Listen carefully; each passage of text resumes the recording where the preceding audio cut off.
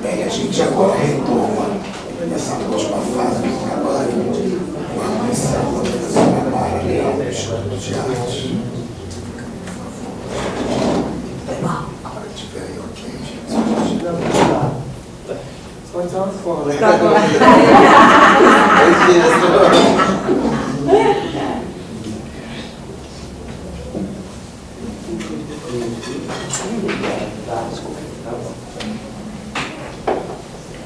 Bom dia a todos e todas.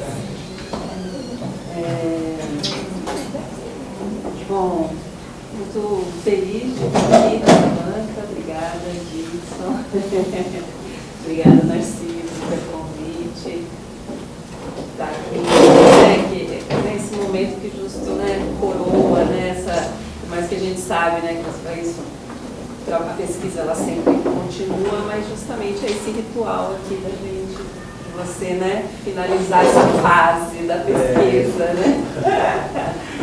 E eu acho que, os colegas aqui já antes de mim já acho que destacaram muito bem, esse papel, o quanto a pesquisa do Dixon é uma pesquisa de fôlego, que justamente tem uma importância muito grande em vários aspectos, mas eu acho que como a Poliana destacou, eu acho que essa importância da proposta pedagógica nas escolas, que está aí, apesar disso aborda muitos aspectos, mas eu acho que está no cerne ainda do foco, da pesquisa dele, se pensar em propostas pedagógicas na área de artes, e aqui especificamente na área de dança, para se trabalhar com as questões étnico-raciais nas escolas, isso realmente é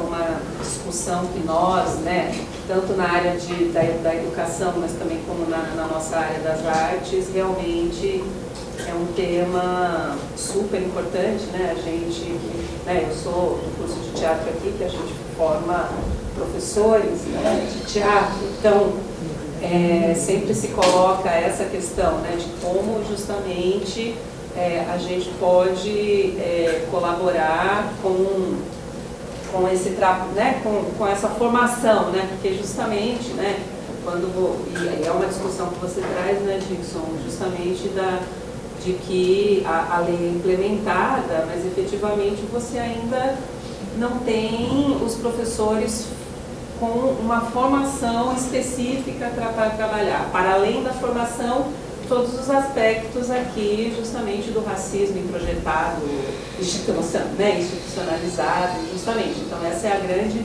dificuldade que a gente enfrenta em trabalhar com a lei nas escolas. Eu tive a oportunidade de, no mestrado profissional em artes que a gente tem aqui, orientar o trabalho de uma professora da área de artes da educação básica, que trabalha inclusive na área da infância, infantil, essa primeira educação, e que como era a grande dificuldade dela, o interesse que ela tinha em trabalhar com o tema étnico-racial, mas que ela não tinha formação alguma, inclusive com uma formação em pedagogia, que também tem que abarcar o tema das artes dentro ali da sala de aula, e ela acabou fazendo, então, o mestrado justamente de como aqui em Uberlândia, na área, e aí com o foco dela nas artes visuais, como que as professoras têm tentado trabalhar, e a dificuldade justamente de se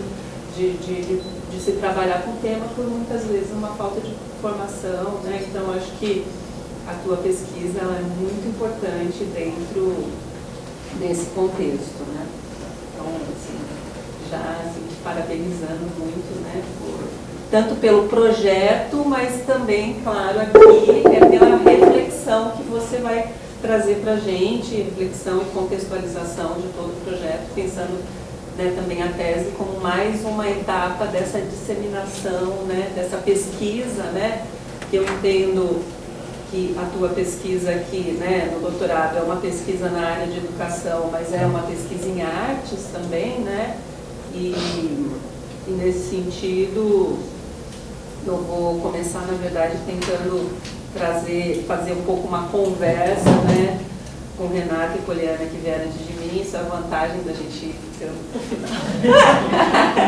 Da gente poder, né, criar esses diálogos, né? Então, vou começar por aí. Eu concordo com a Renata, né, em relação, que aí eu vou pontuar, principalmente em relação ao capítulo 1 e o capítulo 4, mas que é essa sensação, né, que às vezes a gente tem ao ler, de estar com essa ansiedade de chegar, vamos dizer assim, no seu objeto de estudo, né? E chega um momento da leitura que eu me tranquilizei e falei, entendi, ele está fazendo toda uma contextualização histórica da dança na cidade, de como essa contextualização a gente chega no que, né, do que é o Dixon, dançarino e professor, e esses meninos que chegam então no trabalho do terracota, né? E do trabalho na escola, por sua vez, né? E aí eu fiquei pensando que talvez, assim, como talvez criar alguns mecanismos para diminuir essa ansiedade do leitor, né? De que fiquei pensando de que como talvez minimamente você fazer algumas conexões, né? Algumas vezes você faz isso, né? E em relação ao primeiro capítulo, é onde eu sinto que você faz menos essas conexões, porque aí ele fica muito mais, então, esse capítulo teórico, né? E que aí falou assim, mas aí como que então essa discussão teórica vai se desdobrar na prática? Porque eu entendo isso, né? Quer dizer, como a teoria, ela na verdade, ela nos ajuda a refletir sobre o que é a prática, ou como essa prática já desenvolve essa teoria e não estava só estava faltando, vamos dizer assim, iluminar um pouco mais isso. Mas quer dizer, toda essa teoria já está lá, mas você só, né, eu entendo, e quando você fala aqui, né, a partir do que a Renata trouxe, eu entendo perfeitamente essa tua necessidade de trazer, né, principalmente o Fanon e o Mamen para essa discussão. Mas o que eu queria colocar aqui, que para mim chamou a atenção em relação ao capítulo 1, é mais em relação, por exemplo, ao conceito de etnicidade. Porque eu sinceramente não entendi por que você quis trazer esse conceito para o seu trabalho. Porque aí depois eu nem vejo ele se desdobrando, e quando você traz o tema da tua pesquisa, né, assim, quando a gente vai ver o trabalho do terracota, o trabalho na escola, eu falei, no que o conceito de etnicidade te ajuda a pensar o teu trabalho, né, como pesquisador, diretor, pedagogo, no trabalho com terracota? Eu não consigo ver essa conexão, né? E até porque todo o teu discurso e todo o trabalho, né, está muito relacionado justamente na superação do racismo, né, nas práticas aí para a superação do racismo.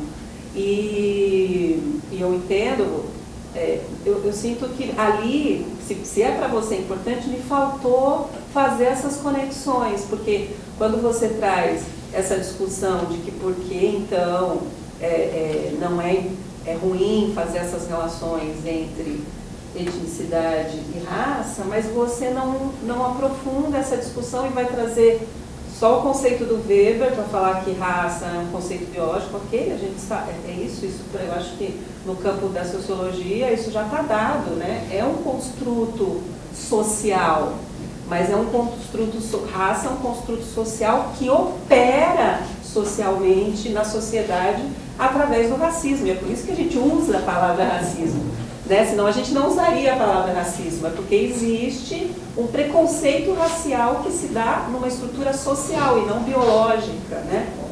Então eu senti que, para mim, faltou um pouco essa problematização, porque para mim não ficou claro que então você está assumindo, enquanto pesquisador, o conceito de etnicidade, porque você apresenta, mas não fica claro para mim. Então você, como pesquisador, no teu trabalho, está partindo desse conceito. Para mim isso não ficou claro, eu queria te ouvir, né, um tema que para mim, todos os outros para mim eu entendo completamente linkados à tua pesquisa, por mais que depois você não traz eles efetivamente como retomando essa discussão teórica que você faz no capítulo 1, eu entendo que já está um pouco, né, está na praxis, vamos dizer assim. Agora, para mim, eu não consegui ver etnicidade nessa relação, tá? Então, eu queria te ouvir um pouco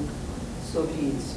E concordo justamente com a Renata nesse sentido de que a nossa prática, né, ela já é decolonial, né?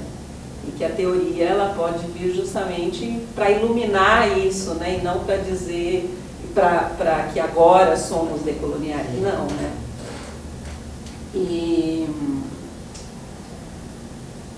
Porque aí, né, no que Renata fala, né, dessa importância de se afirmar esse lugar da fala, né, já logo no início, que é o lugar da arte e não da teoria, né? A teoria está vindo aí para colaborar com as reflexões que você está fazendo no campo artístico, na sua pesquisa em artes, né?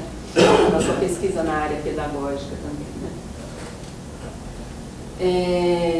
Também eu gostei muito de ler o capítulo 2 e 3, justamente o capítulo 2 por conta dessa historicidade que você faz aí, né, da dança, né, afro-brasileira em Uberlândia, e esse trânsito depois que você vai fazendo, né, que é isso que em algum momento eu falei assim, e aí você vai apresentando o trabalho do Luiz de Abreu, dizer, toda essa importância, né, de todos esses eventos na cidade, mas ali foi nesse momento que eu falei, isso vai se conectar com o terracota, né? Então, porque é isso, né? O teu trabalho ele tem muitas camadas, ele tem uma densidade muito grande, é super bonito isso, né? Mas às vezes como você talvez isso está conectado, né? Assim, e depois eu entendo o que está, né?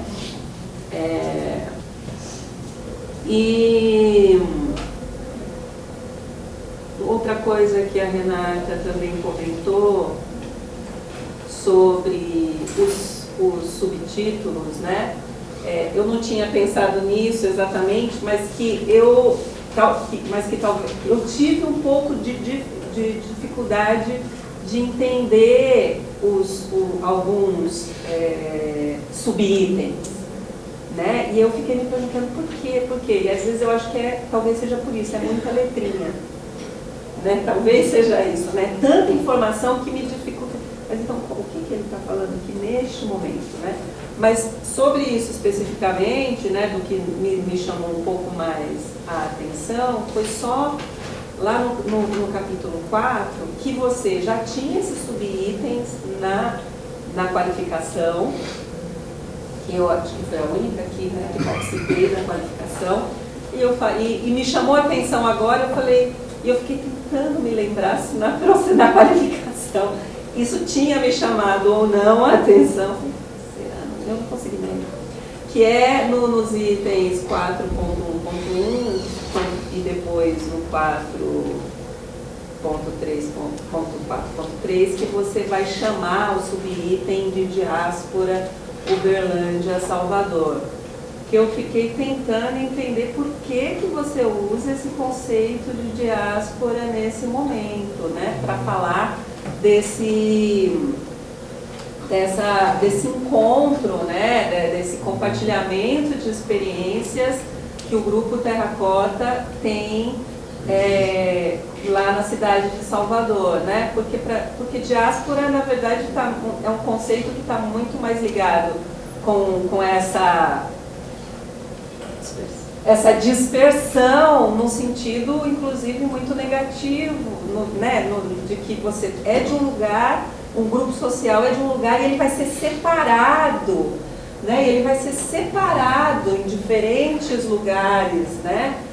Então, né, por conta das migrações. Então, eu estou entendendo que você está usando diáspora no sentido metafórico, mas eu não entendi por quê, em que sentido, porque para mim, que vou no no entendimento do que significa diáspora, eu não consigo entender que o que aconteceu aqui foi uma diáspora. Não sei, então se você puder também falar um pouquinho sobre isso, que está muito específico, mais com o título, né, do subitem, né? E agora eu vou, e também, né, ouvindo a Poliana, quando ela fala, né, é muito bonito ouvi-la, né, nesse sentido de como, que é isso, né, da importância da tua pesquisa justamente para se entender a dificuldade que a escola ainda tem de se trabalhar com, né, a inclusão, né, das diferentes comunidades, experiências, né, que incluem, né, as culturas afro-brasileiras e as culturas indígenas, né, porque a lei também vai falar sobre isso, né. Então agora eu vou pontualmente, assim, só no que diz respeito a algumas coisas que me chamaram a atenção, e aí um deles foi isso, né, a da diáspora, né, que eu pensei, por que não intercâmbio, que é o que você chama, inclusive, de intercâmbio, né, escambo, né, aí, uma coisa que também Renata comentou, que também me chamou bastante atenção, é quando você traz aqui, lá na página 180, da 183 para 184, essa discussão do Axé Music, que é quando você está falando dessa primeira diáspora, né, e da importância que foi para os meninos vivenciar outros ritmos que você fala genuinamente brasileiros, como maracatu, frevo, samba de roda e tal.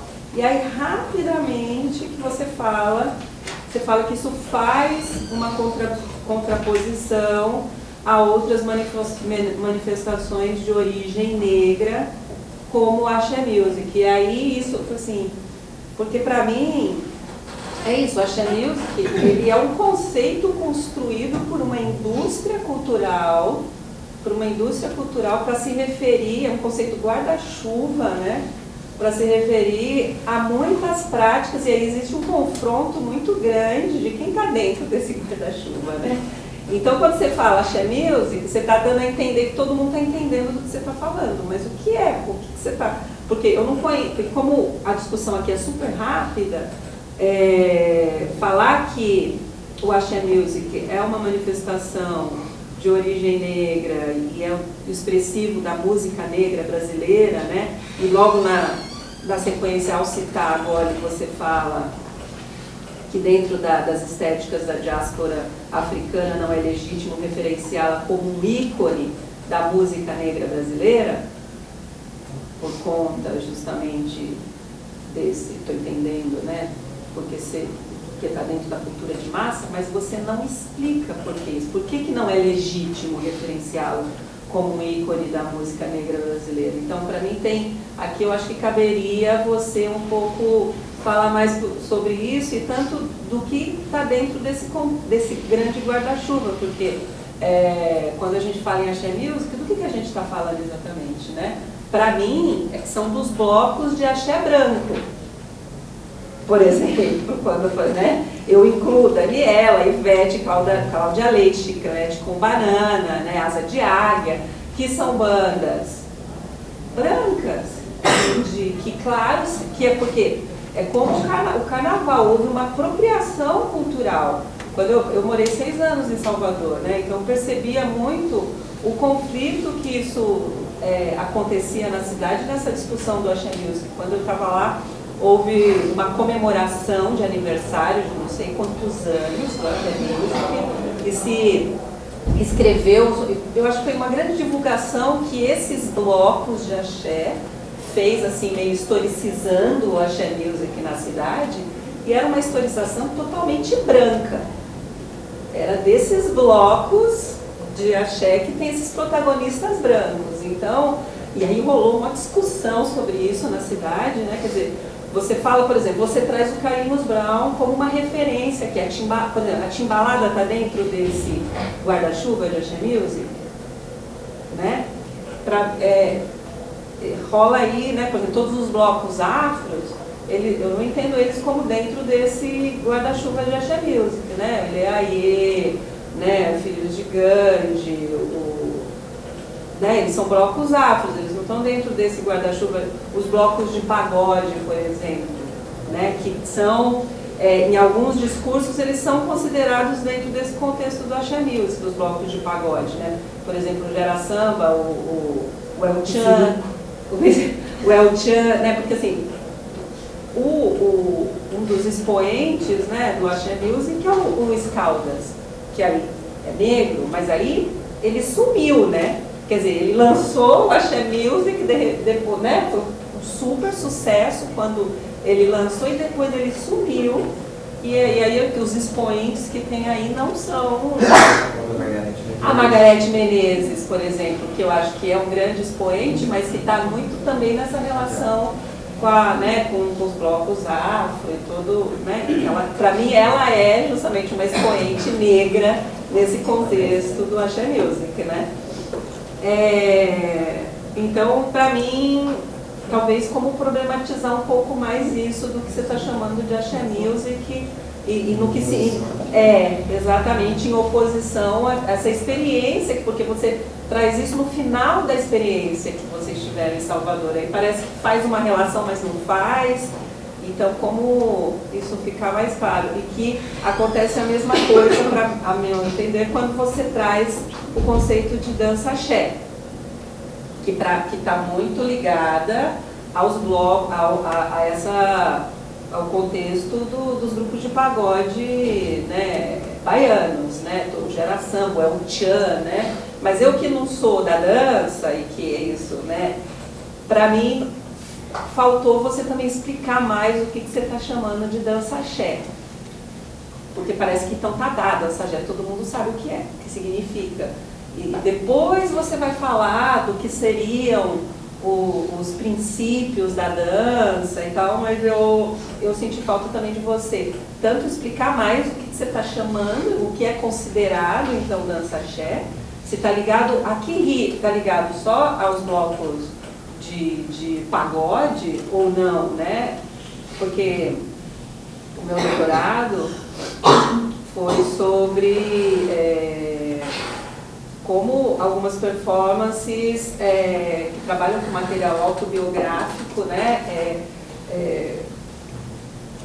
Enfim, fortalecem essas discussões sobre construções identitárias. E um dos meus capítulos foi sobre o trabalho do Luiz de Abreu. Eu acompanhei o trabalho do Luiz de Abreu em Salvador, justamente, que foi assim, meu campo, né, de estudo, justamente quando ele estava trabalhando com mulheres negras na cidade de Salvador. Ele queria justamente pensar essa relação das danças populares com a dança contemporânea. Como é que você traz as danças populares, que é da rua, para discutir, nessa relação com a dança contemporânea, né?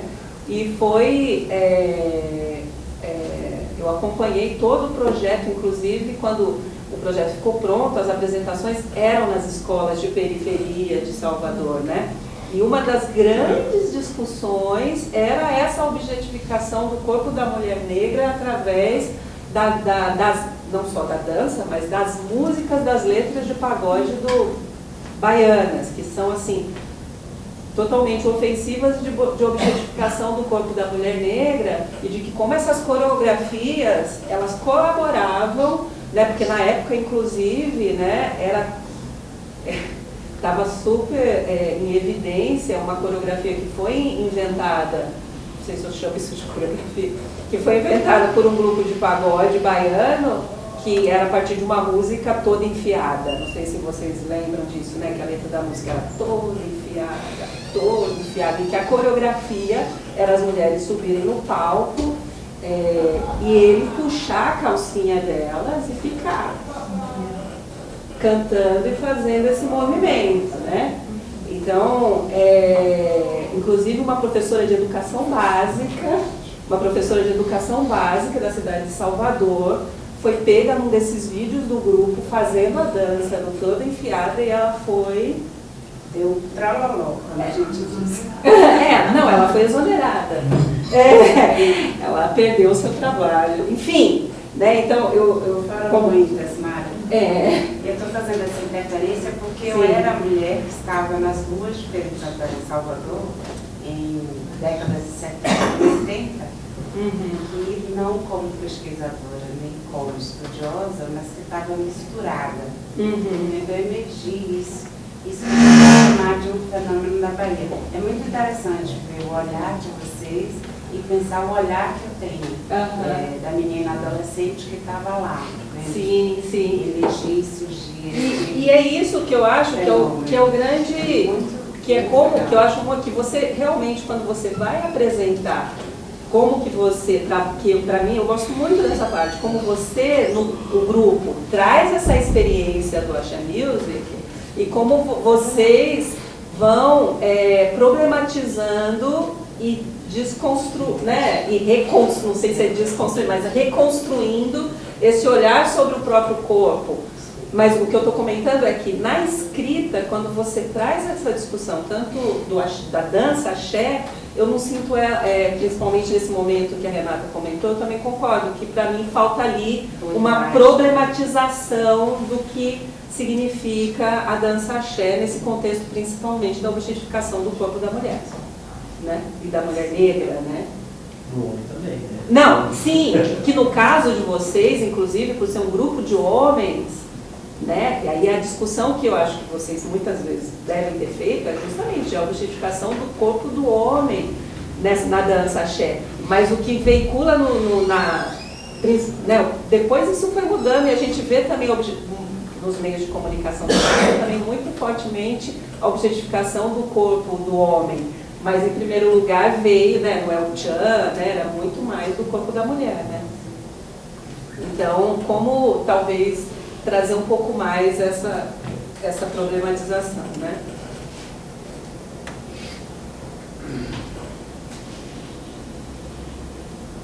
E aí, ainda dentro, né, dessa parte, também é só como talvez,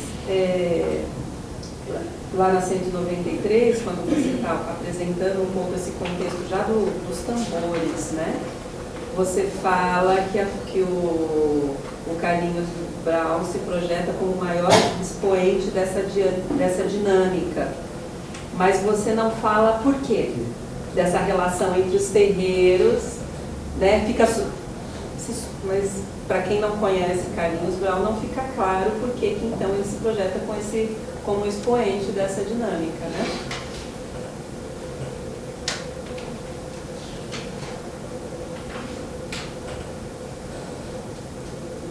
Aí outra coisa que também Renata comentou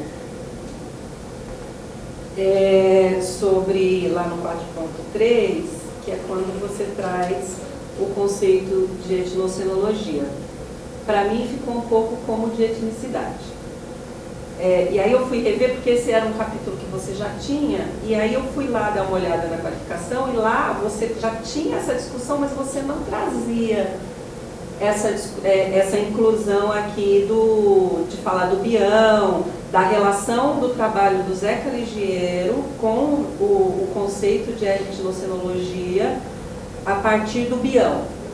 Lá você não fala isso, você já vai direto no trabalho do Zeca Ligiero, no que te interessa, que é de motrizes. Então, para mim, não fica claro por que você quis trazer o conceito de etnocenologia aqui. Porque você traz brevemente, depois ele não vai ser também mais discutido.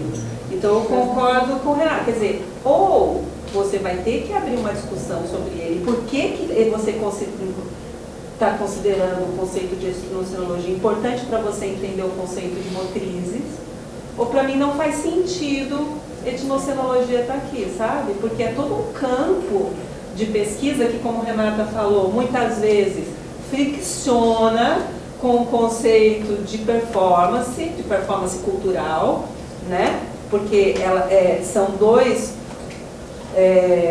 conceitos de pesquisa que olham para o mesmo objeto de estudo, que olham de diferentes lugares, né? São construtos de pesquisa que é muito diferente o conceito de performance cultural, e principalmente se for pegar a partir dos estudos da performance estadunidense e do conceito de etnocenologia que vem da França e tal, né? Então, ou você minimamente vai ter que abordar um pouco esse daqui, por que você está relacionando isso com o conceito de motrizes do Zeca, ou sinceramente eu acho que não vale a pena, né, você entrar nessa discussão, né? Mas se você, porque como eu vi que não estava, você trouxe, eu falei, deve ter algum motivo aí para o Dixon ter trazido isso, aí, porque ele queria entender um pouco por que, né, você quis trazer. Aqui da dança axé, já comentei, né, que é lá no 4.1, né, que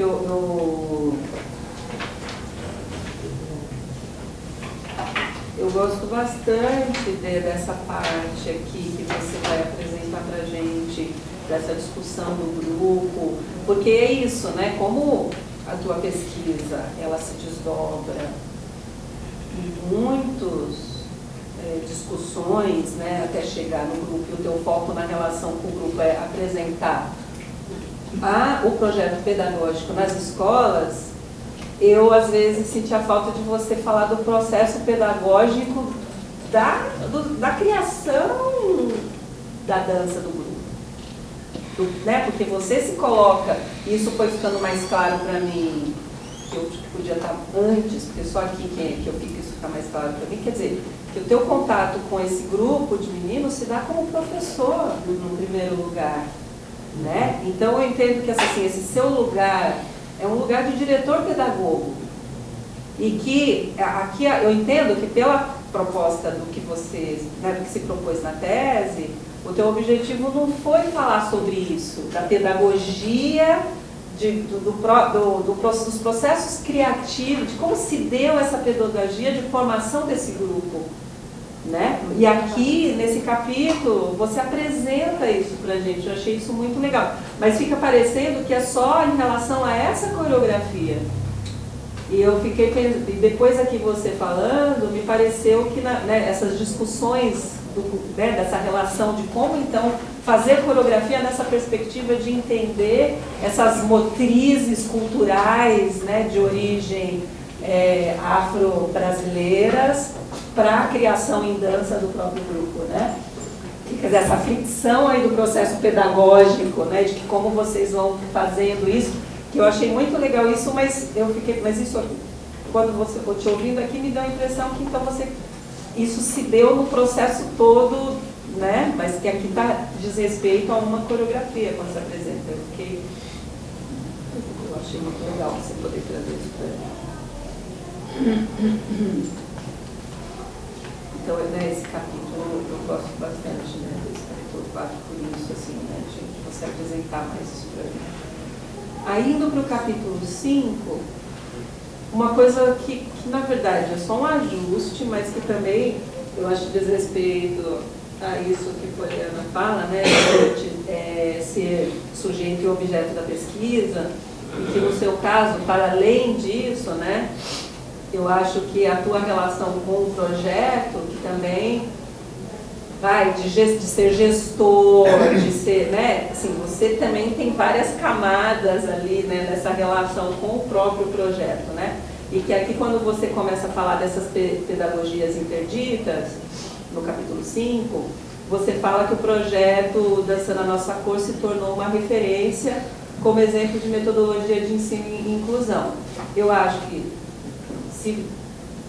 como você é o próprio propositor, para mim, foi estranho você já fazer essa afirmação logo de cara, entende? Então, porque que era a pergunta, eu falei assim, quais são as ações, né, ou que aconteceram para você poder fazer essa afirmação? E isso depois você vai nos falar das ações. Né, que é justamente o projeto, que eu entendi que é isso, né, que foi o projeto que vocês desenvolveram depois com os professores, entendeu? Então eu entendi que essa escuta que vocês tiveram, de se pensar, né, o próprio trabalho do grupo como uma metodologia de ensino e inclusão, né, que se tornou uma referência, eu fiquei pensando, então pode ser a partir trabalhos que vocês fizeram com os professores, para o retorno que os professores deram. Mas isso não está claro aqui. Então fica parecendo uma afirmação sua sem, a partir de que base, né, que você pode fazer esse tipo de afirmação, né? Então só para ajustar um pouco esse discurso, né? E que é muito... porque quando você continua na 249, né? Porque aí eu me pergunto, quer dizer, como que você conseguiu aferir isso, né? Foi através das... Porque é isso, você tem inúmeras fontes para a sua pesquisa, né? São as entrevistas e para o documentário, né? Então, imagino que é a partir das suas fontes, né? Mas só como deixar isso mais claro, né? E em relação às fontes, o que eu acho que a tua pesquisa, ela é muito... para além das referências, né, ela é muito ancorada nas fontes. Eu sinto falta de você ter aqui as fontes, porque você vai colocando isso ao longo, mas eu sinto falta de você ter aqui ao lado das referências as fontes mesmo, né? Entrevista tal, vídeo tal. Por mais que isso, como você disse agora, que muitas dessas coisas não estão disponibilizadas, mas pelo menos a gente entende aqui, porque essas fontes são as suas referências, elas têm tanta importância quanto as referências textuais, bibliográficas. Então, elas têm que ser nomeadas, por mais que você cite aqui ao longo do texto, né, como eu acho super importante elas virem aqui também, antes ou depois das referências, você trazer. E aquilo que já está disponibilizado, você pôr o link aqui, porque por mais que você ponha, às vezes, os links aqui pra gente de acesso das coreografias, é um acesso também mais rápido quando a gente tem ali nas fontes, tudo junto, né? Assim, vídeo tal, e eu posso ir lá acessar rapidamente o link, porque, claro, né, agora, os trabalhos disponibilizados, eles são um PDF, né? Então, como a gente só pode ter ou a imagem ela mesma, como você faz aqui no capítulo, ou os links, né? É a única forma que a gente tem de acesso mesmo, né? E por isso eu acho também muito legal no capítulo 6 você trazer um pouco dessas imagens, tanto do trabalho artístico do grupo como do trabalho pedagógico. Eu só sugiro que aqui no capítulo 6 você também coloque as fontes, né?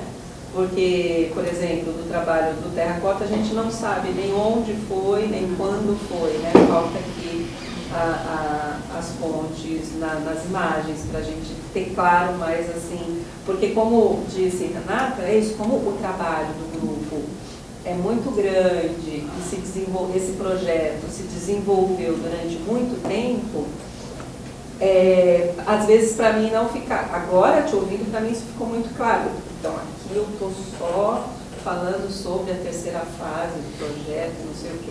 Mas na minha leitura isso não ficava tão claro, de que você, então, poder relacionar essas imagens com qual fase do projeto, que ano foi e tal, para gente que não conhece, né, para aquelas pessoas que não têm esse percurso, eu acho que ajuda bastante a gente a entender, historicizar, né, no tempo, né, o trabalho do grupo e o próprio trabalho pedagógico, né. Então, isso são só considerações assim, no sentido de só poder afinar mais, né, mas assim, eu acho que o seu trabalho é super importante, né, todo mundo já ressaltou isso, né, e de como eu gosto muito do texto do José Sanches, né, que quando ele vai falar sobre a pesquisa em artes, né, de que é isso, né, a pesquisa, ela é a pesquisa que acontece no próprio processo de criação, né? O resultado que a gente vê da cena, né, do espetáculo, ele é só a ponta de um iceberg, né? Ele é só a ponta, mas a pesquisa, ela diz respeito a tudo aquilo que, inclusive, não está lá, né?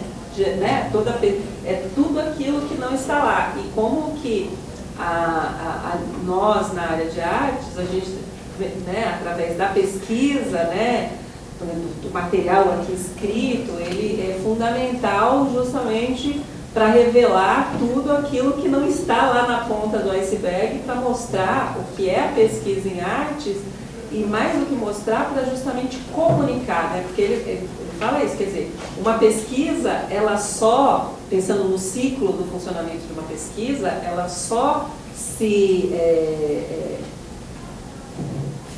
finaliza, não é a boa palavra, né? Porque é isso, pensando que a coisa está sempre numa espiral, mas ela precisa ter a comunicação. Né? E aqui, né, esse teu texto, ele é a comunicação dessa pesquisa, porque é isso, é a possibilidade de outros pesquisadores conhecerem a tua pesquisa e a pesquisa justamente poder ser fomentada e caminhar no campo né, das artes, senão ela vai ficar restrita ao pequeno coletivo que fez e que foi super importante para aquele coletivo, mas ela não acaba tendo a disseminação, né, e a importância do registro justamente das formas, as variadas formas de registro para a gente ter a disseminação justamente da pesquisa em artes, né? Eu acho que você cumpre brilhantemente esse papel, né? Justamente na possibilidade de disseminar a pesquisa na nossa área. Então, parabéns. Vamos lá, tentar ser mais rápido assim. Vou começar pelo final da sua colocação, né, dizendo isso, assim, que a questão do capítulo 6, quanto a. Logo na capa eu coloco que é a quarta temporada do projeto, dá uma contextualizada, dizendo, inclusive é uma parte escrito isso lá, que é uma. Colocando o limite da pesquisa mesmo, para que eu pudesse adentrar o próximo passo, porque o processo e do Dança do Nosso Corpo, ele foi desenvolvendo outras ações e reverberações, que até hoje assim, existem muitas ações a partir, né, disso.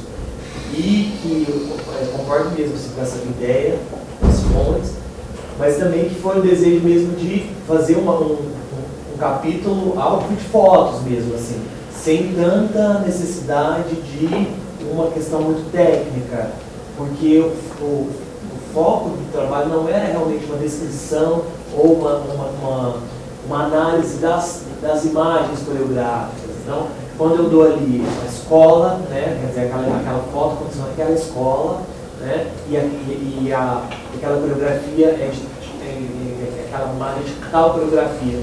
Porque quando a gente pensa no campo das coreografias, aquelas coreografias elas foram dançadas muitos anos em muitos lugares, né?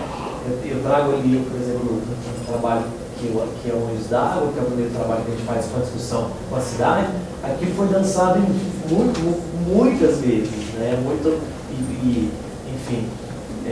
Mas eu acho que concordo, eu também coloco isso, sabe? Mas sabe uma possibilidade talvez de resolver isso? Eu entendo isso porque, por exemplo, na minha tese eu usei muita imagem. Eu não queria ficar, e para mim a imagem era texto, eu não queria ficar explicando a imagem. Então eu só numerei. Mas aí eu tinha ali depois um quadro onde que eu dava todas as informações da imagem. Porque então a foto, a imagem 1, porque é isso, é uma referência, né? Porque assim, existe uma pessoa que fez a foto, existe e para o pesquisador que vai ler o seu trabalho, por mais que isso não tenha sido o seu desejo, ele pode querer saber isso, porque para ele vai ser importante saber que, né, como pensando na pesquisa mesmo, né? Eu entendo, então, como talvez resolver do ponto de vista artístico, mas do ponto de vista daquele pesquisador que vai ler o trabalho e quer saber onde aquilo foi realizado, por exemplo, e quando. Os próprios meninos, né? Aqui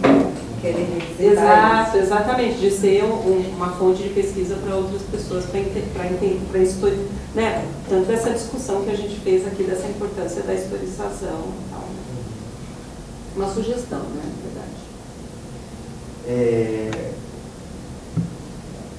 Essa questão que você coloca realmente do repertório, né, porque esse tempo todo, né, a produção artística ela foi muito substancial. Então, o que eu trago, na verdade, e eu falo, na verdade, não é de uma coreografia, mas é de 3 no mínimo, né? que são coreografias do grupo, de como essas coreografias foram sendo recontextualizadas até se tornar um projeto Dançando da Nossa Cor. Né? Então, para poder realmente fazer essa ponte de como as questões se davam no aspecto artístico, mas que a gente precisava entender, e eu acho que essa é uma discussão que a gente tinha muito assim, cotidianamente, de como esses elementos iriam para o chão da escola. Entender exatamente que não existe uma relação de valor. Né? A gente fala muito isso, assim, os meninos depois eles vão aprender isso demais. Dançar na escola é tão importante quanto dançar no festival de Joinville, porque, né? Mas precisava de uma recontextualização, né? Precisava de uma dinâmica ali, porque não era o palco, não é, né? Quer dizer, e aí, tanto que outros trabalhos, eles acabam ficando de fora mesmo, né? Outras coreografias não são realizadas mesmo, porque não é o... Assim, eu tive muita dificuldade mesmo de recortar, né? E eu acho que o trabalho... E aí, quer dizer, se eu trago isso ainda, eu acho que o trabalho ainda ficaria um pouco mais disperso. Inclusive, quando você fala das escolas de samba, a própria experiência do terracota nas escolas de samba é um outro capítulo que não dá para falar aqui, eu tipo, ficar me segurando o tempo todo, porque foi isso, assim, né? Quando o terracota, todos os grupos faziam comissão de frente na cidade, mas quando o terracota fazia comissão de frente, isso virou uma coisa muito, assim, a recepção foi muito diferente, porque tinha todo o contexto de uma construção dramática, enfim, que isso ficou, né, que foi estandarte de jornal Correio, foi umas coisas, mas que não dá para trazer tudo, porque, né, enfim, a gente escreve, tem que fazer isso depois. Essa questão da etnoscinologia, eu acho que assim como o capítulo, o conceito de etnicidade, ele acaba aparecendo no texto também como um processo mesmo meu de estudo mesmo, sabe? Porque para mim é importante, por exemplo, quando eu vou falar do Zeca Ligeiro, eu preciso entender onde o Zeca Ligeiro bebeu, né? Da onde o Zeca Ligeiro está trazendo e construindo tão bem esse conceito de motrizes, para que eu possa dialogar com isso dentro do meu trabalho. E aí ele aparece, né? Eu vou tentar dialogar muito com essa tríade, né, do cantar, batucar e dançar, né? Mas eu precisava entender também que, pelo menos para mim, eu precisava entender, talvez eu realmente tire agora, né, porque eu já entendi, né, mas que esse conceito é importante, né, trabalhar como vão se dando esses links entre os pesquisadores também, até vocês chegarem ao conceito, né? Então, esse desejo não estava exatamente no texto de qualificação, mas eu senti um desejo de voltar lá atrás e falar, olha, peraí, vamos entender como é que se dá esse conceito para a gente tentar caminhar mais quando eu trouxer o Zeca Ligeiro. Só interromper, mas é que de fato o Zeca é de outra escola, né? Sim, mas ele é de outra escola, mas ele dialoga, né? Assim, mas ele tem... Mas aí teria que falar então também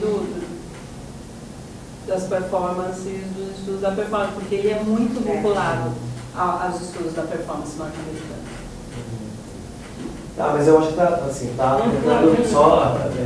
está muito nesse desejo, né, de realmente de buscar compreender que esses autores eles não surgem do nada, né, também.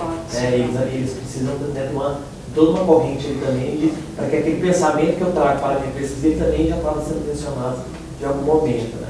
A questão da etnicidade, mais ainda, eu considero que inclusive é importante.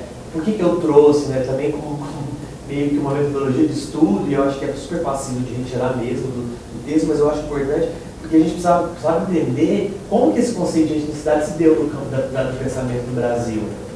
Né? Porque eu acho que a gente não...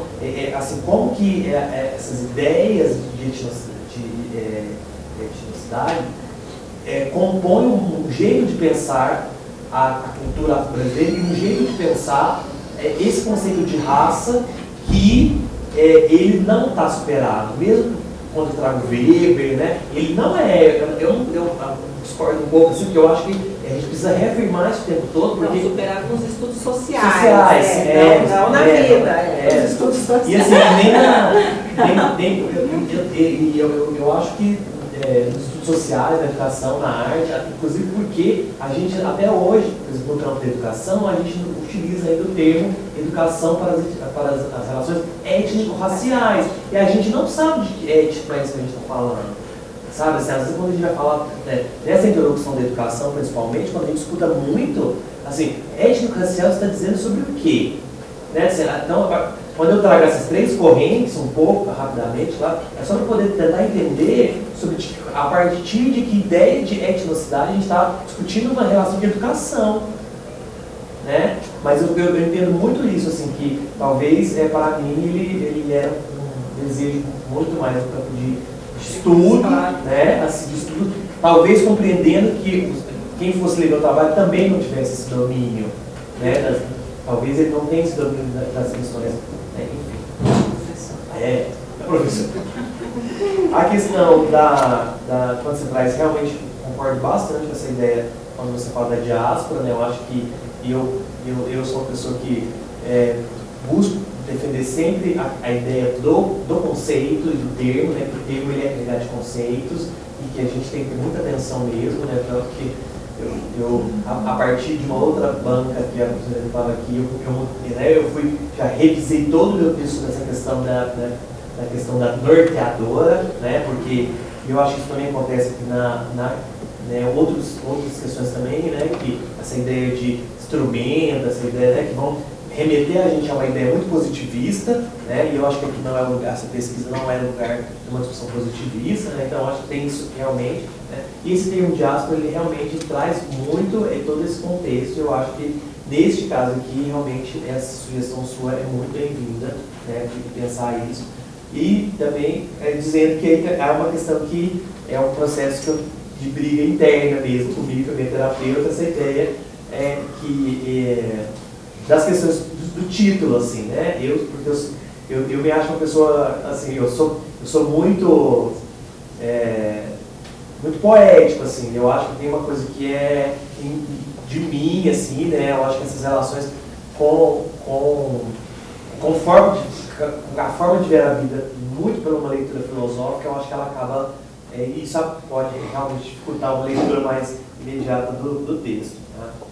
Sobre essa questão da dança axé e do axé music, eu entendo exatamente isso. Eu acho que aqui eu acho que de fato merece mais um aprofundamento, porque essas relações do axé music e da dança axé, elas chegam pra gente aqui em Uberlândia, principalmente nesse colégio de Uberlândia, muito transformadas dos seus contextos originais da Bahia, assim, né? E aí a gente tem um fenômeno em Uberlândia muito grande, que foram, né, dos grupos de dança axé, e que na verdade esses grupos de dança axé, eles acabam emergindo na cidade depois do momento em que os grupos de dança de rua, eles são, né, são apagados, eles saem do cenário e aí você tem essa efervescência. E é deste lugar desses grupos de axé que vão brotar, de fato, uma grande parte desses meninos negros que vão se interessar pela dança a partir desse lugar da dança axé. Né? Então, eu acho que isso é um desejo mesmo da pesquisa, e eu também acho que os apontamentos são importantes no sentido de clarear um pouco isso mais e deixar isso mais palatável, né, para quem está lendo, porque realmente eu acho que até para a gente que está aqui, esses conceitos ainda eles precisam de mais funcionamentos, né, nesse sentido. Né. A questão específica do Carlinhos Brau, eu acho que aí é a questão mesmo, talvez de uma proximidade muito grande, assim, né, tanto eu quanto os meninos, nesses 2 anos que a gente trabalhou com ele, a relação de afeto foi algo muito grande, assim, sabe? Tanto que a gente teve, né, foi algo que foi muito importante pra gente, não por conta dos ensinamentos mesmo, né, por conta de sair procurando os meninos. Gente, cadê os meninos? A hora do ensaio, eles estavam lá atrás, tocando com o Carlinhos Brau no chão. Você fala, nossa, mas não por ele ser o Carlinhos Brau, mas por ele ser essa pessoa que é de terreiro, que é do filho de grande, que tem todo uma, né, que tá na mídia, mas que também é um expoente do axé music. Então, como é que essa pessoa ela conseguia, né, transitar em todos esses universos de uma maneira muito generosa? Porque ele também fala, né, ele não é aquela pessoa que fica, né, ele entende os contextos. Então, acho que isso foi realmente muito importante. Inclusive, depois, quando a gente vai para o Criança Esperança, ele cede os direitos da música para a gente, assim, né? Isso foi muito bacanas, então usem à vontade, né, para a gente compor a última coreografia. Então, eu acho que essas né, então, acabou que quando eu coloco isso, ficou muito afetivo, né, essa frase, e realmente eu acho que merece sim uma revisão, e também né, para deixar as pessoas nesse lugar. Porque também, na tese como um todo, eu só queria destacar isso, é o esforço que a gente fez no sentido de apresentar também os autores, né? Eu acho que isso é uma coisa... você faz muito bem, né? Eu gosto de fazer isso porque eu quero, né? Quem são as pessoas que estão falando comigo, né? E não ficar citando só o sobrenome e a data, né? Mas são as pessoas deste lugar, né? Tem um pouco essa trajetória, né? Eu acho que isso ajuda a gente a ir localizando essas falas. Bom, é isso. Eu espero ter respondido. Mais uma vez agradeço muito a sua disponibilidade, seu esforço desde da qualificação, né? Então, muito obrigado. Bem, a gente chega agora à nossa última arguidora, a professora Lenita Pinheiro, aqui do programa de pós-graduação em educação. Gente, é engraçado.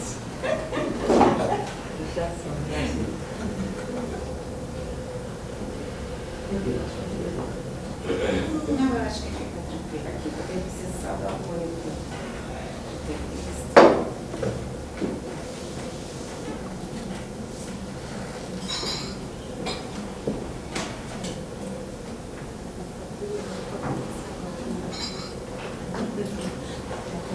A gente.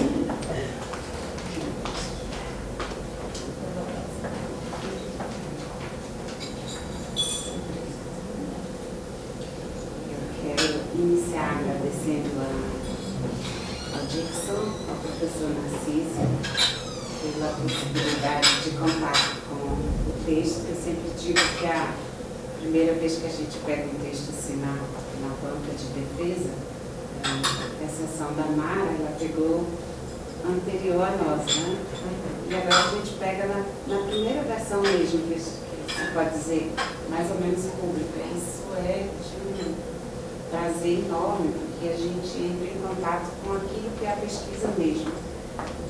E depois ela vai sendo refinada e quando ela chega durante o público, já chega numa outra configuração, talvez nem mais a pesquisa.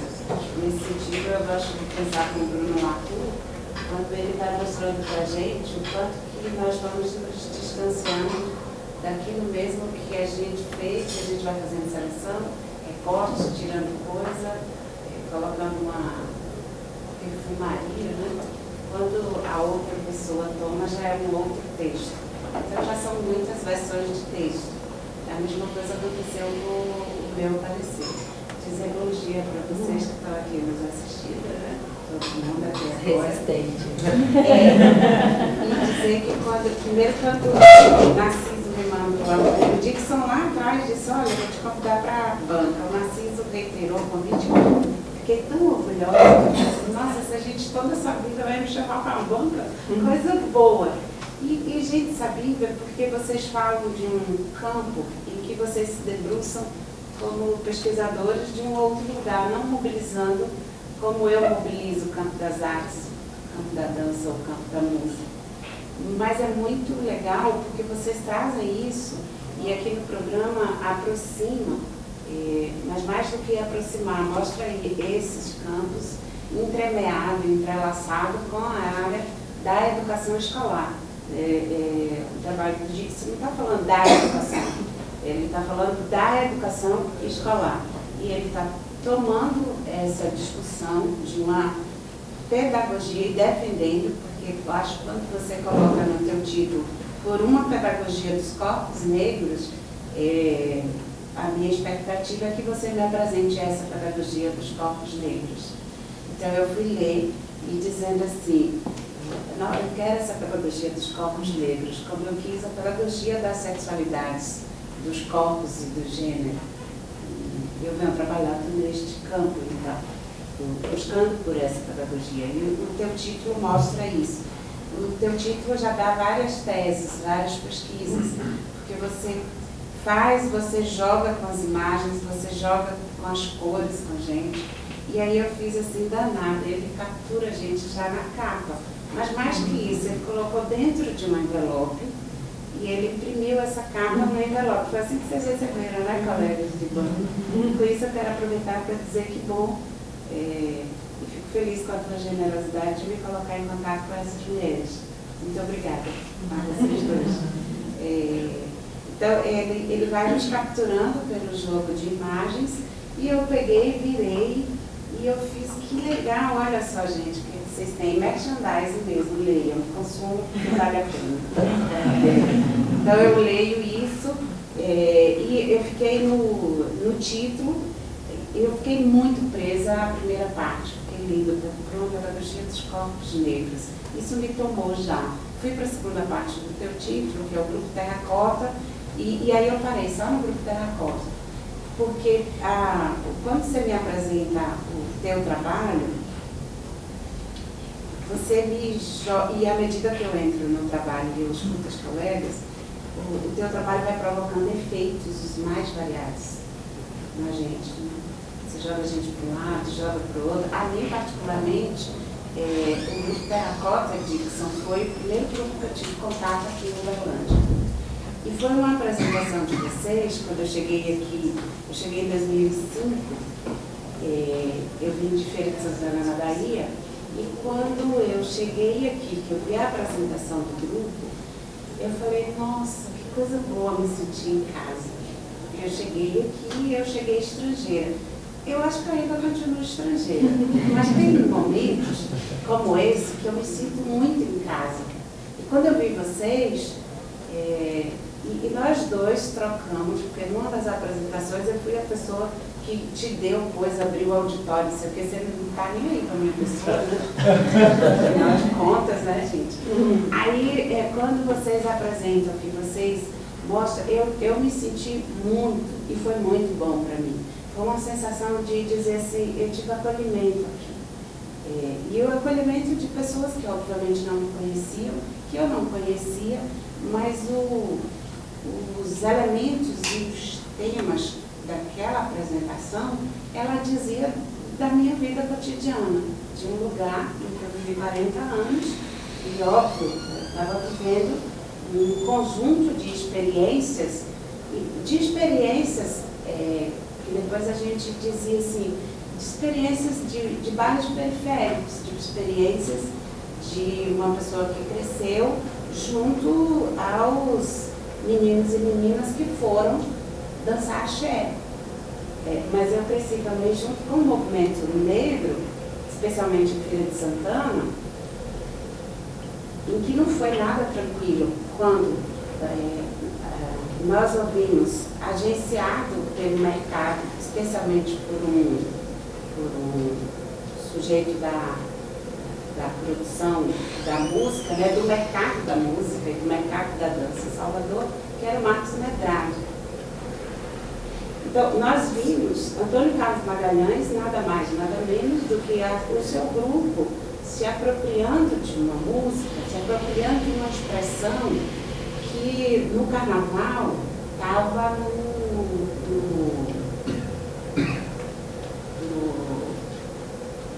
Zeza, estava em alguns ai gente, como esquece o nome do grupo, Milei. Então eu estava em grupos que no carnaval de rua de Salvador, que eu pude participar e de Feira de Santana, eram os grupos que apareciam na madrugada, porque era um espaço temporal que sobrava. E o carnaval nessa época ainda não era o carnaval das arquibancadas fechado, do comércio, que se tornou tanto em torno da dança quanto em torno da música em Salvador. Então, quando a gente entra em contato com o Carlinhos Brau, que estava na rua com a gente, não era o Carlinhos Brau.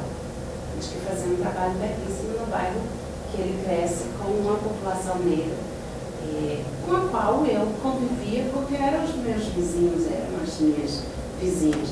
Quando as meninas começaram a desfilar em grupos e discutir para a gente, e com a gente, de dizer que foi uma discussão muito grande em Salvador, que era quais eram os grupos do afoxé, E a gente, olha, a gente chamava lá atrás grupos do Afoxé, que eram os grupos que tinham as pessoas de dentro dos terreiros, do candomblé, mas das periferias, que elas começaram a organizar e dançar uma dança que eu conhecia desde criança, mas era uma dança lá da Umbanda ou lá do candomblé, que não tinha um espaço público, e muita gente começa a levar isso para o espaço, mas se viu aí uma potência muito grande, que é de tomar essa música e de mercantilizar os corpos, a música, a arte, e de fraturar o que era parte de um movimento grande de resistência.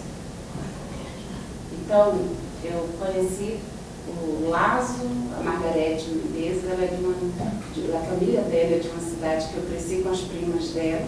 Eu nunca, diferente de você, nunca estive próximo dela, não sei, eu embaixo me acabando, e ela lá em cima, né, palpa no frio, porque aquela mulher é incrível. E nós vimos, por exemplo, quando esses grupos começaram, e foram muitos grupos, e o movimento negro na Bahia começou a problematizar o que era aquilo que estava se transformando num grande fenômeno da música, da dança no Brasil. Mas tinha uma coisa curiosa que a gente ouvia falar, era que ao mesmo tempo isso era um problema para aquilo que era resistência, que era o gueto, a gente ouvia dizer também que aquilo era uma forma de contraposição para mostrar para o Sul e Sudeste, para o eixo Sul e Sudeste de produção musical, de dança, de controle da arte, etc., etc., que na Bahia também se produzia.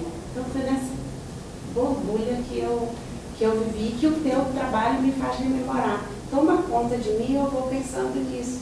Eu vou dizendo, olha que coisa interessante, eu vou lembrando das brigas, eu vou lembrando de artistas que se recusaram, e eles estão hoje nas cidades pequenas ou nas apresentações de Salvador, às vezes nem chegaram, alguns deles nem chegaram ao Pelourinho, porque o Pelourinho também virou um lugar que foi tomado pelos brancos, pela elite e por um outro consumo, uma outra absorção do que era aquela expressão, do que era aquela dança, que não estava ali.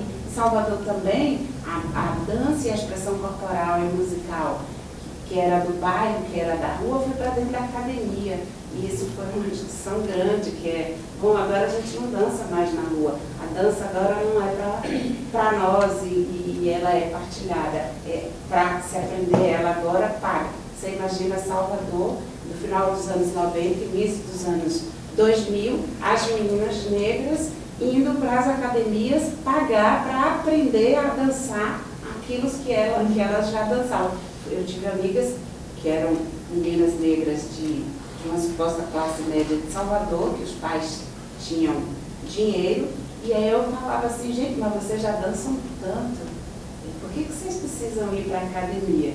Mas era uma coisa que não tinha nada de pesquisador, nem de coisa, era curiosidade, porque eu achava que as minhas amigas já dançavam demais para ir para a academia, não precisava elas irem para a academia, mas elas foram. Mas aí eu acho que vocês que são do campo conseguem dizer o que é que as levam, né? Por que elas vão para esse lugar. Só para dizer o quanto que o teu trabalho me impacta, e eu acho que a gente tem uma tese de doutorado, uma dissertação de mestrado, quando ele permite que a gente pense outras coisas. E o teu trabalho me permitiu pensar outras coisas.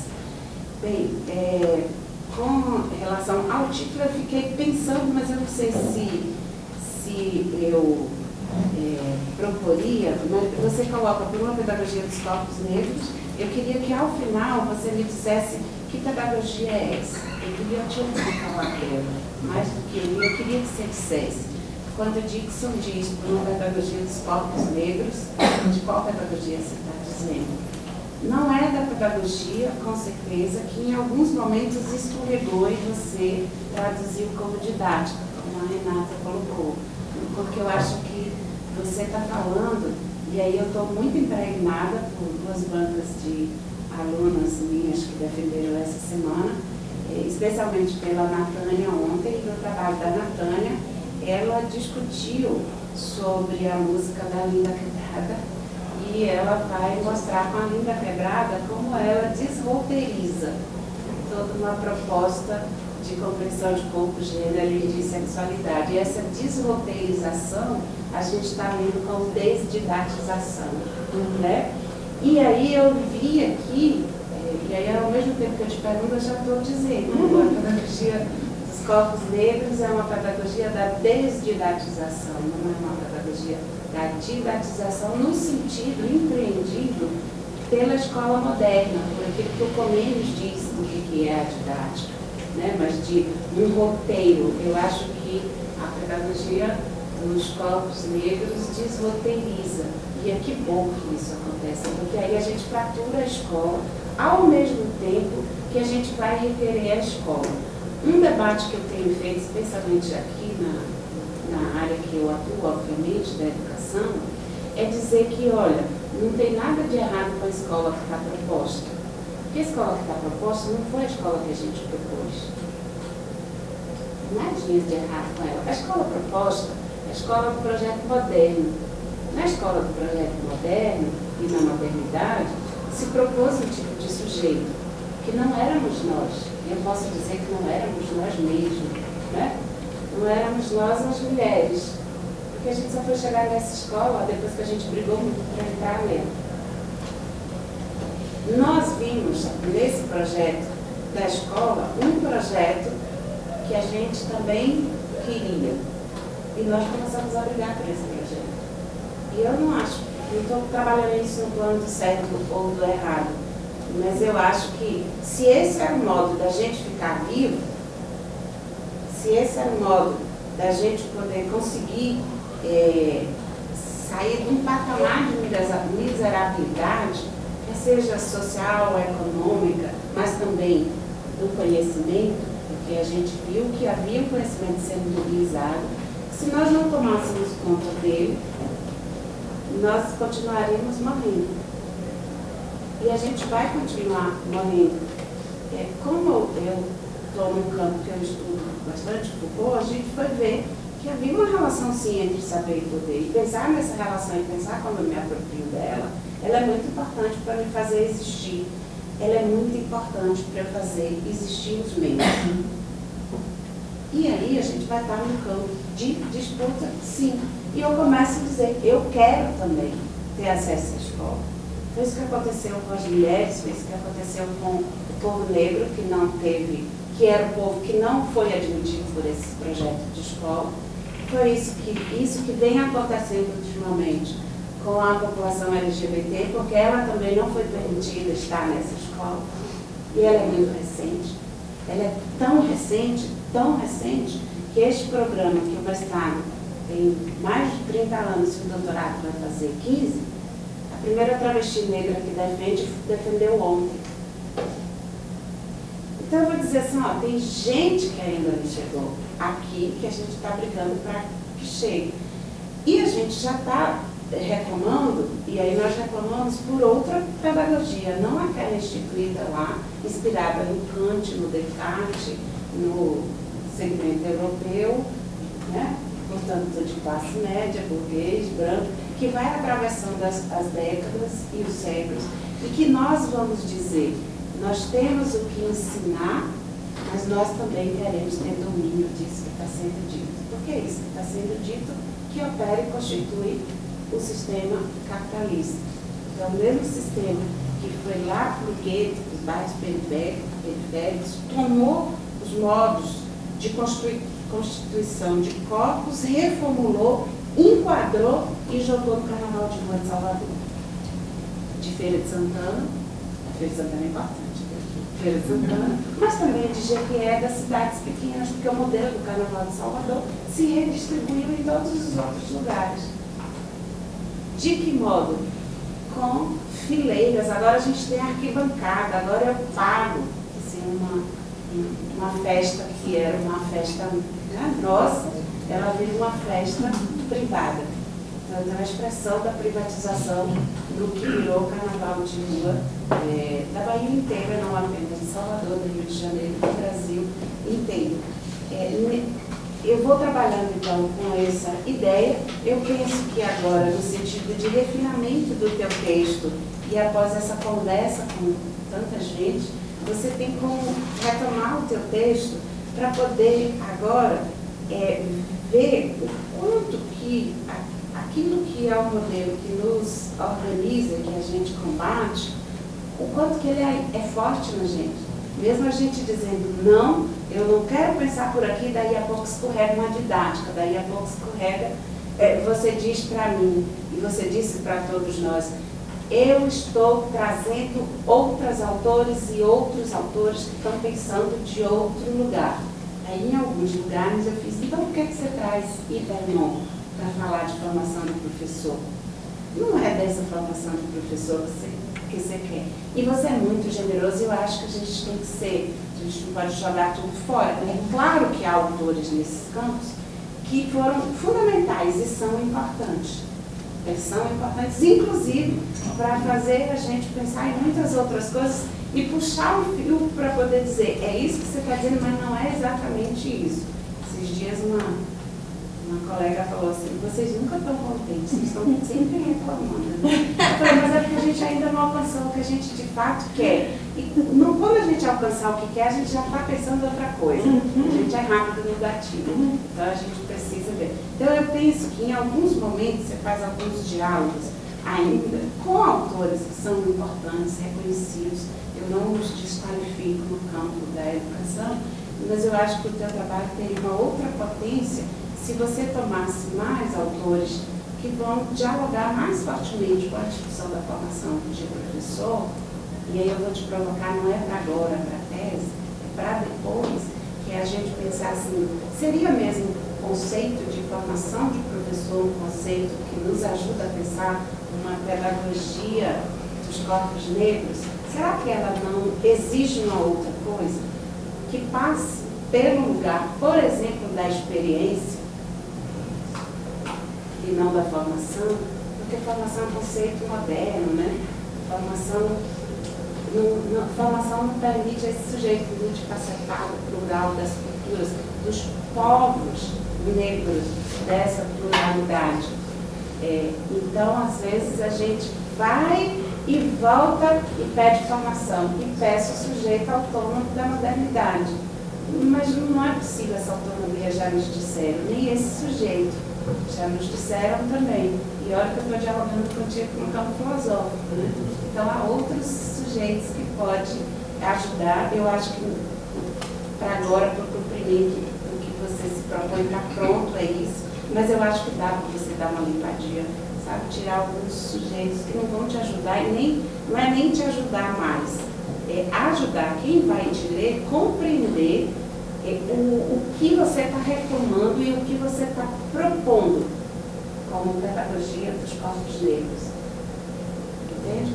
Porque é mais, o que eu percebo disso? Você pega uma experiência do gestor, do professor, do pesquisador, do bailarino, do homem negro, de toda a história, não só sua, mas história de mulheres negras, história de povos negros, carrega para cá para poder dizer para a gente que o modelo ou que a pedagogia que está instaurada não cabe, não dá. E você faz um exercício, que a Renata falou, a Poliana e a Mara também falaram, que elas usaram, mas acho que foi a Renata que falou da praxis, e eu posso dizer da praxis ou da experiência ou da vida suada, fedida, sabe, do odor que transpira para dizer assim, escola é isso, esse fedor todo, esse cheiro todo, essa multiplicidade de cores toda. Então, a escola é essa efervescência. E para a gente dar conta disso, eu preciso pensar em uma outra possibilidade pedagógica. É de uma outra pedagogia que a gente está falando. Então, nós estamos falando de uma outra escola, que não vem disso. Ela já está. Quando você me mostra que todas as escolas de Uberlândia, municipais e da rede estadual, que o Terracota vai, e vai pensando naquele lugar, e que produz coisas junto com aquelas crianças. Não tem coisa mais linda do que ver primeiro os corpos negros que tem aqui, vou te contar. Essas meninas, meu Deus. E as crianças, eu dei um zoom nos olhos das crianças vendo vocês. Aí é claro, eu estou olhando, eu professora, eu que estou pensando na criança, eu que atuo no curso de pedagogia, né, e estou querendo que as minhas alunas da pedagogia olhem para o que vocês fizeram, mas eu estou querendo que elas olhem para a criança pelos olhos que vocês permitem que a gente olhe. E tem uma imagem aqui que as crianças estão assim fascinadas no instrumento que vocês estão carregando, eu esqueci o nome, no pé, nos pés, né? Eu conheço, mas esqueci o nome de gungas. A criança está vidrada e eu olhando assim, olha, que coisa legal, essa é a outra pedagogia. Porque me parece que este corpo negro não é do limite do orgânico. Então, essa é uma outra questão que eu vi no teu texto, mas que eu fiz. Aqui dá para potencializar, aqui dá para poder escrever um artigo, que eu fiquei muito curiosa com o questionamento que você faz, né? A ideia corpo negro é suficiente? Será? É esse mesmo? E que eu acho que é uma boa provocação para todos nós que estamos pensando no corpo de algum lugar, né?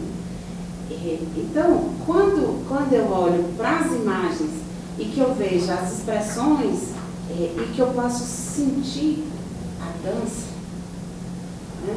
Sentir o movimento, e isso para mim foi fantástico, porque junto com o teu texto, com as imagens que você carrega, eu sinto a pulsão, o desejo, o corpo ali. É muito legal olhar isso, então eu fui capturada por eles. Teve momentos que eu também não consegui ler as letrinhas todas, como disse a minha filha. É muito chato ficar lendo só as letrinhas. Eu fiquei na imagem e eu fiquei ouvindo a música, eu nem sei qual era ela. Mas cada vez que eu olhava, eu me reportava. E quando eu vi o vídeo que você mostra, eu fiz assim, olha que trabalho mais implicado que o de São Fábio. E que bom. Obviamente, eu fico muito orgulhosa que tenha sido aqui no nosso programa. A gente fica muito orgulhoso disso. E a gente fica muito orgulhoso porque a gente pode, com o teu trabalho, dizer que há sim interface entre universidade e escola, e a gente precisa ter cuidado quando a gente faz a crítica que a escola e a universidade estão afastadas, porque senão a gente atira no pé. E no trabalho gigantesco que vocês têm, há sim um trabalho que transcendeu todas as fronteiras.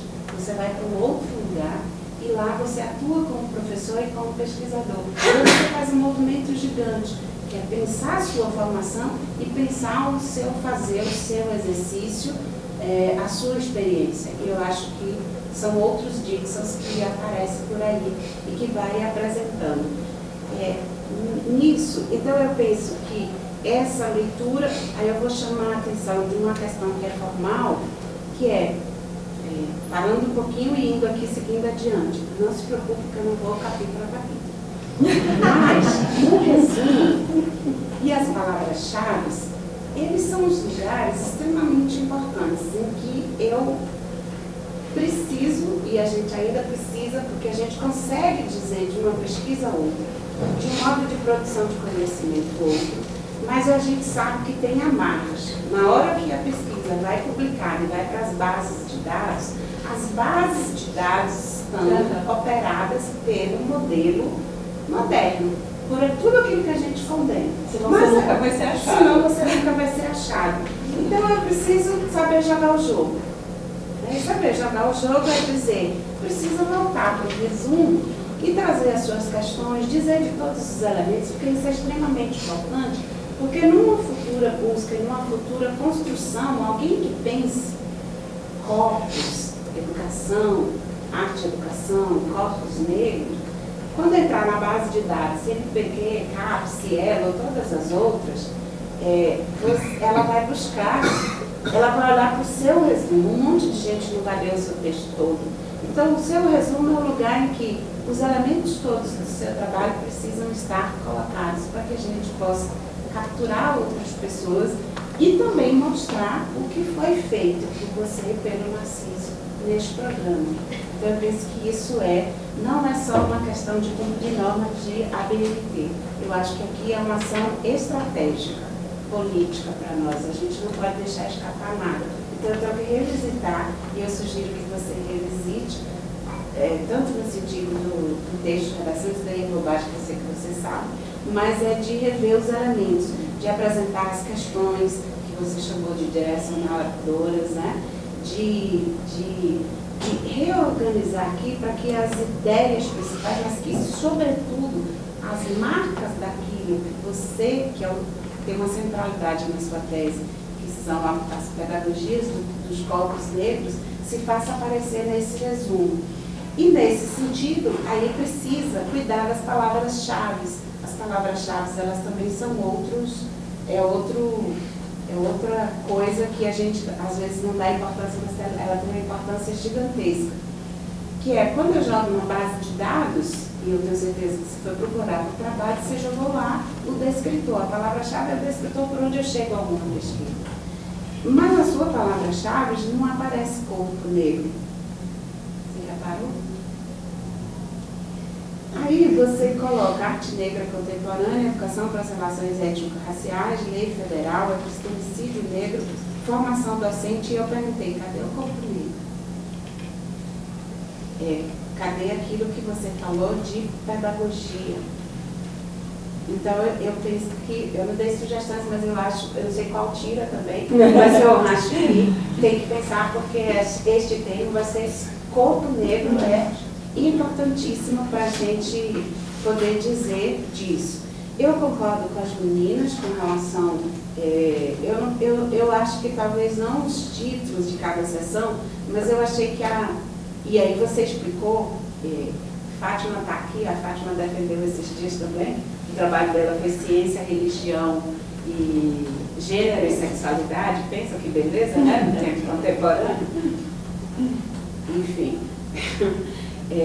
E aí, no doutorado, isso não é só com você, eu acho que isso foi com todas nós, a gente quer dar conta dos referenciais teóricos, então a gente vai costurando e criando bloquinhos para organizar a nossa cabeça e não dá tempo da gente reorganizar. Então, eu penso que talvez os muitos sub-itens pode ter causado algum prejuízo. Eu não acho que é retirar, mas é olhar essa reorganização para não ficar tantas subseções, porque dá um comprometimento na fluidez do texto e depois aí é estratégico para nós. Quando eu olho um sumário enorme desse, eu faço, estou com preguiça. Aí eu estou pensando no meu aluno da graduação, sabe? A professora, vou ter que ler isso tudo, nossa, muito grande. Ele nem viu o número de páginas, nem coisa nenhuma. Ele só olha o tanto de subseção e diz, vou ler não. Aí eu faço, não, é estratégia, gente, e eu acho que dá qualidade para o seu texto. Acho que elas colocaram em alguns pontos, mas que eu não vou retomar sobre algumas questões conceituais, embora eu pense que algumas ideias que são a noção de resistência, eu acho que é um conceito potente, muito forte, bacana, que você pode pensar para trabalho futuro, mas eu quero te dizer que eu li várias vezes uma outra tese que está aqui na tua tese. Ele organiza desse jeito, a abertura de cada sessão. Então, ele tem uma estética, né? Ele faz isso. Mas na abertura de cada sessão, o Dixon traz um trecho de uma narrativa. E essa narrativa, eu li ela toda, só ela, Dixon. Não quis ver o que estava entre as páginas coloridas. E eu li só ela. E em muitos momentos eu fiz assim, quanta coisa tem aqui? Quanta coisa você permitiu, foi generoso, mas eu sei que há um momento que é curto, mas também não dava para você tratar, mas eu te diria que isso que está só nas capas das sessões, dá para você trabalhar E eu acho que não apenas ampliando a discussão desses corpos negros, não apenas desses corpos que são colocados como não passíveis de vida, não apenas desses corpos que são colocados na história do nosso país como os corpos que foram estuprados, violentados, assassinados, que ainda são, mas sabe, tem uma das meninas que escreve sobre a mulher negra que vive de perto. Eu pensei em algo que foi assim, um homem negro que vive de perto. Então, eu vi uma discussão aqui que é muito patente, porque no próprio estudos de gênero, de sexualidade e educação a gente ainda não tocou, mas que a gente precisa tocar, que diz respeito sobre, não apenas sobre as masculinidades negras, eu acho que há alguns trabalhos sobre essa questão da masculinidade negra, mas tem uma denúncia muito forte aqui, que é da violência sexual praticada contra negros. Isso é extremamente delicado. No nosso país, os meninos também são violentados. E os meninos que são violentados são os meninos que, em sua grande maioria, pelo corte, ou por aquilo que a gente tem como marcador, corte étnico-racial, são os meninos negros. Esse menino negro, aqui foi um menino negro que sofreu violência, numa única vez. Esses meninos negros, Poliana, está dentro das nossas salas de aula, da educação infantil em Uberlândia ao ensino médio. Eu falo da educação infantil dos anos iniciais porque eu tenho feito pesquisa e eu tenho trabalhado com professoras e professores dessa faixa etária. Não tem um único ano, eu tenho 15 anos, 14 anos aqui, eu nunca passei um único ano que eu não escute relatos de 2, 3, 4 meninos negros que foram violentados, que sofreram violência sexual, ou aquilo que comumente a gente chama de estupro. E eu acho que essa é uma questão que a gente precisaria enfrentar, porque estes corpos negros e essa pedagogia dos corpos negros precisa dizer das existências, mas precisa também enfrentar que as masculinidades desses corpos, elas são muito, e o tempo inteiro, produzidas em meio a muita dor e a muito sangue. E a gente não tem tido a coragem suficiente para olhar para isso. Então você me brinda, você sabe que este campo é um campo que me interessa muito, e eu fui lendo e fui querendo e dizendo assim, e eu lia, e tinha depois, e dizia, por que ele abandonou? Por que ele não trouxe isso para junto dessa pedagogia dos corpos negros na escrita? Eu penso que essa é uma questão que me tomou muito. Eu penso que a gente precisa, sim, dizer de todo o campo de vulnerabilidade. Né? Aí é um conceito, eu tenho lido a Judith Butler, e esse conceito de vulnerabilidade é um conceito que eu acho bastante interessante para a gente pensar algumas coisas, mas eu penso que há aqui uma grande potência para você pensar e complementar, e ir complementando ao máximo possível o desenho dessa pedagogia dos corpos negros, que você vai apresentando para a gente, e que em muitos momentos, eu disse assim, tem várias teses aqui, e tem um texto que está só nas páginas coloridas, né? E isso me chamou bastante atenção. Então essa foi a leitura que eu consegui fazer. Você e o Narciso sabem que foi desde julho e agosto. Agosto parece que não acaba nunca mais, porque ainda tem esses meses. Eu ainda tenho mais 2 teses, uma, tenho que viajar hoje, tem uma conferência. Ai, Tem uma amiga na CTI que tá complicado o negócio. Mas eu penso que há uma subversão da escola instituída, há um requerimento dessa escola com uma outra pedagogia para muitos de nós que ficamos à margem, e eu estou me colocando também como menina de zona rural, filha de trabalhador rural, de lavradores que não foram para a escola, e que também viveu, porque são muitas as violências, né? São muitas as multiplicidades que a gente vive. Mas das meninas e dos meninos negros que cresceram comigo, e eu não tenho dúvida que a minha cor de pele e a minha textura de cabelo me fizeram chegar na universidade também. E muitas meninas não chegaram sequer no ensino médio. As minhas colegas da escola primária da zona rural, só eu saí. As outras 19 ficaram lá. Eu não sei, muitas delas já morreram. Não sei o que aconteceu com algumas outras delas. Outras eu ainda tenho contato até hoje, e é muito bom ter um contato com elas.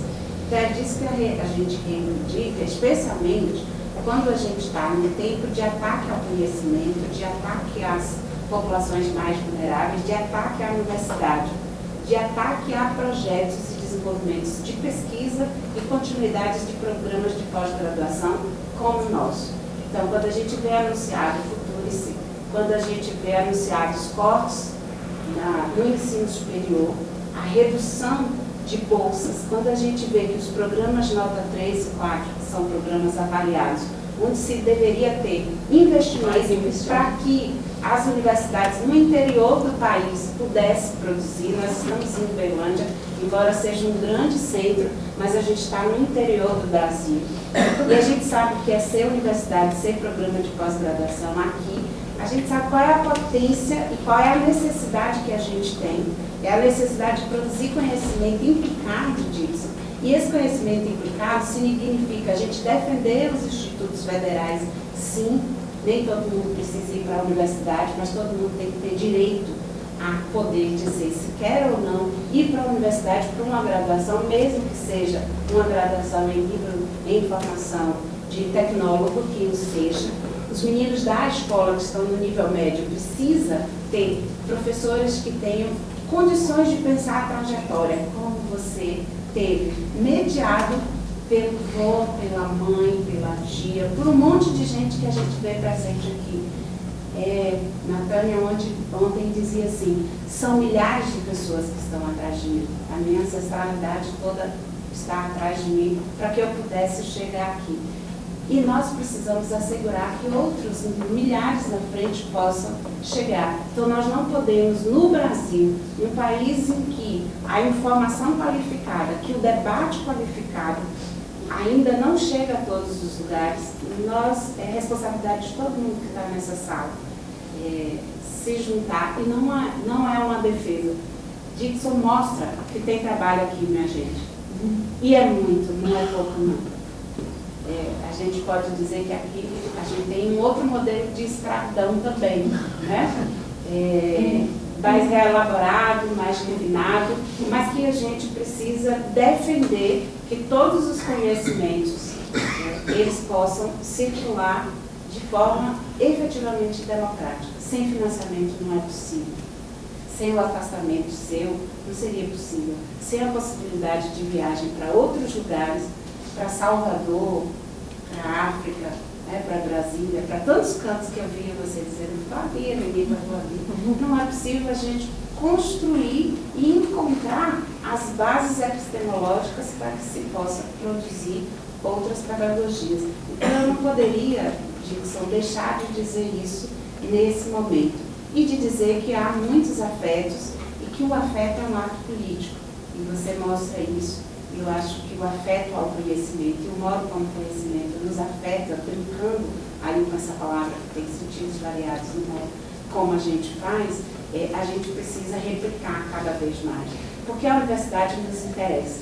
Não é à toa que a Renata foi para lá na UFG, a Poliana lá no Rio, o Narciso, a Mara, eu descobri agora que foi lá na Bahia, veio para cá, eu saí de lá também. vim para cá e vou para lá agora, daqui a pouco, mas que a gente precisa dar a saber, porque muitos de nós ainda sequer sabem que temos direito à escola. Então, eu acho que é disso que o teu texto, que o teu trabalho, tem algumas outras coisinhas, mas eu quero dizer também que eu não tive coragem de escrever no teu texto. Eu escrevi e dizia, esse não é um texto para a gente ficar escrevendo lá. Aí eu tirava e comecei a escrever nas folhas. Eu posso passar para você as minhas folhas, depois, se você achar que convém, que te ajuda, algumas passagens e alguns elementos que nós temos aqui.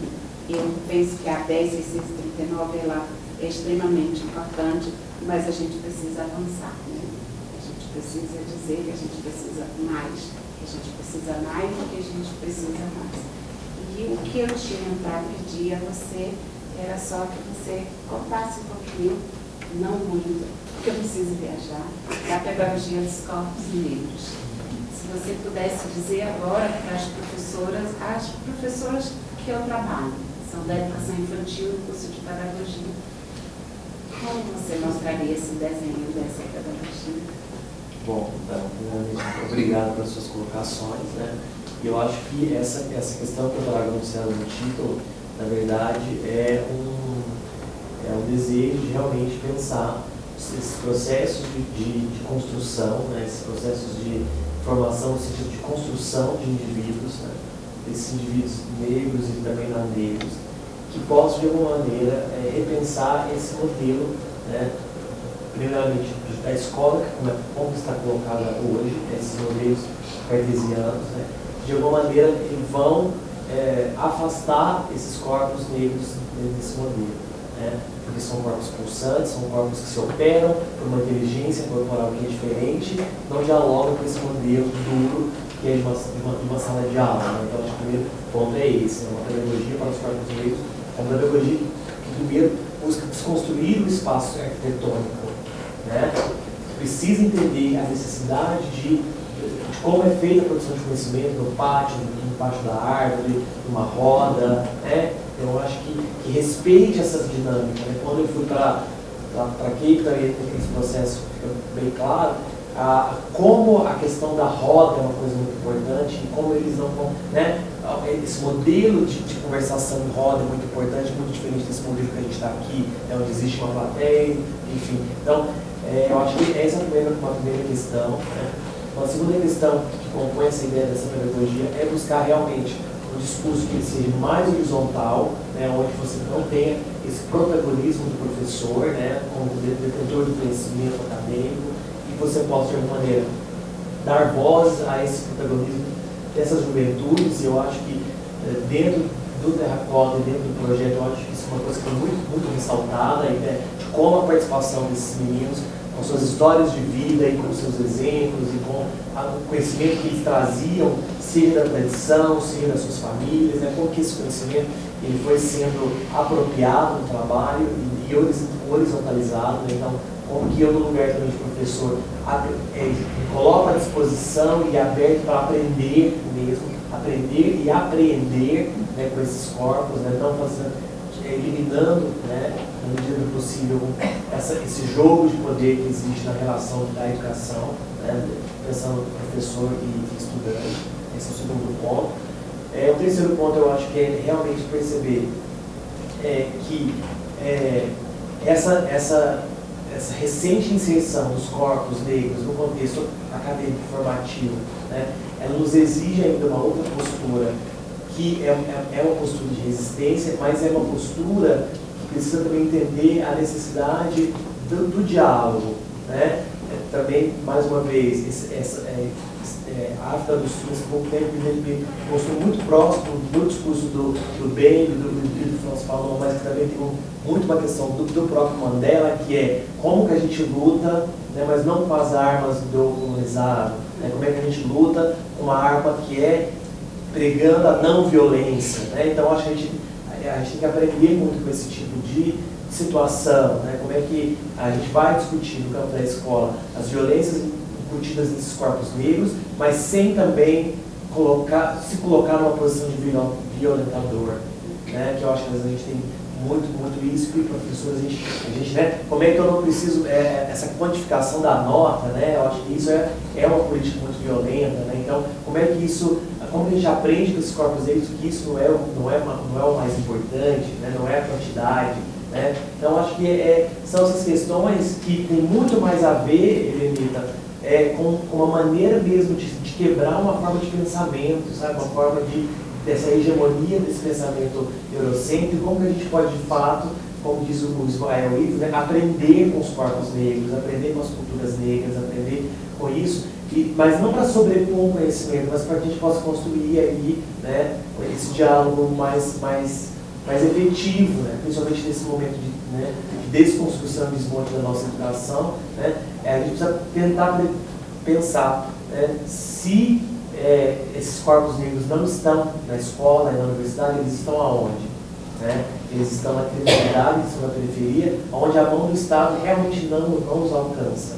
Né? E a mão que alcança é a mão da polícia, da repressão e da violência. Então, acho que essa ideia dessa pedagogia parte um pouco desses arranjos ainda. Claro que a gente vê, como você colocou, isso aqui é uma primeira exposição do texto, né? E eu acho que esses conceitos eles vão sendo amarrados, né? E vão sendo construídos, mas eu acredito muito nisso, sabe? Eu acho que não só o modelo colocado pelo Terracota, que parte de uma questão de um trabalho de ONG, né? Um trabalho de projeto social, né? E a potência que existe na formação desses projetos sociais, né? Então, eu percebo em Uberlândia quanto esses projetos sociais eles contribuíram para a formação desses corpos negros, né? Então, essas pedagogias também, esses diálogos estão para além da escola, e estão na arte, né? Estão nos projetos sociais, estão nas relações das famílias, estão nos terreiros, estão nos congados, né? Eu acho que é uma pedagogia que considera, sobretudo, todos esses campos de pertencimento negro com possibilidades, de fato, de produção, de reflexão. Queria só comentar uma coisa, parceiro. É uma professora, se eu não me engano, é do Ceará, Sandra Petit, ela fala de uma pretagogia. Eu tive acesso ao trabalho agora, né? Eu quero convidar vocês, a gente,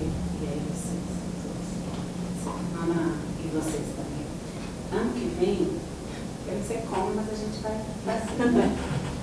Mas a gente está trazendo na CIS aqui para a UFA um seminário internacional que é de corpo, gênero e sexualidade. É um seminário que foi construído por professores e professoras da Federal do Rio Grande e da URGS, da área de educação, que trabalha com corpo, gênero e sexualidade, ampliou-se para vários campos, então não é um seminário da área da educação, mas tem gente da dança, da literatura, da filosofia, da sociologia, e eu tenho feito propostas de que, e foi aprovado de que para o próximo seminário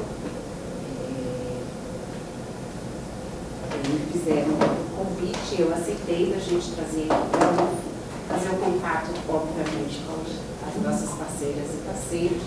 E um tema que eu propus e que foi acatado pelo grupo é de que nós falaríamos, trazendo a discussão dos corpos negros, das sexualidades e dos gêneros no evento.